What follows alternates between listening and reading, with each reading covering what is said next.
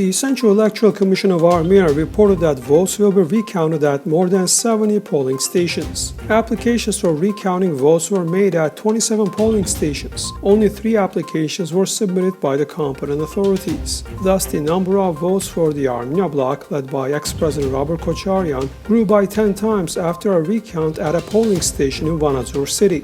Meanwhile, the Armenia bloc has also received 258 votes at a polling station in Kapan city.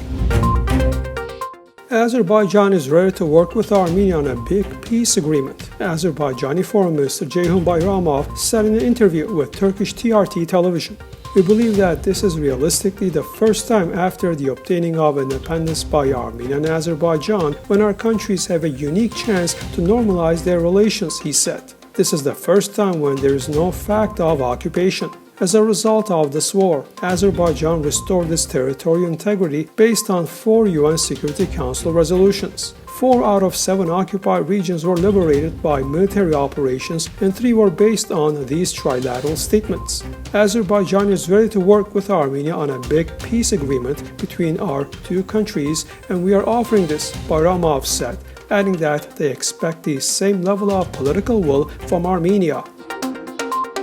The trial of Armenian captives Ludwig Mgurchan and Alyosha Khosrovyan continues in Baku, Azerbaijani media reported. In the framework of a concocted criminal case, Mgurchan and Khosrovyan are accused of absurd crimes. Azerbaijani authorities have put them on trial for their participation in the First Nagorno-Karabakh-Artsakh War in the early 1990s. Similar quote-unquote charges have been brought against all other Armenians who took part in the war. Russia's contribution to the settlement of the Nagorno-Karabakh conflict was decisive, said Russian President Vladimir Putin. The conflict in Nagorno-Karabakh was stopped with a decisive contribution from Russia, he noted.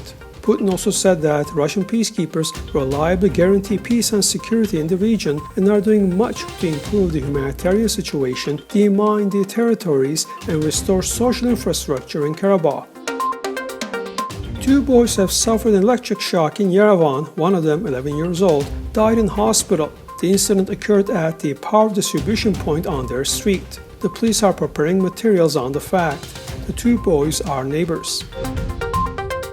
As of Wednesday morning, 100 new cases of the coronavirus were confirmed in Armenia, and the total number of these cases has now reached 224,430 in the country. Also, 1 more death from COVID-19 was registered, making the respective total 4,503 cases. The number of people who have recovered over the past 1 day is 48, and the total respective number so far is 216,230.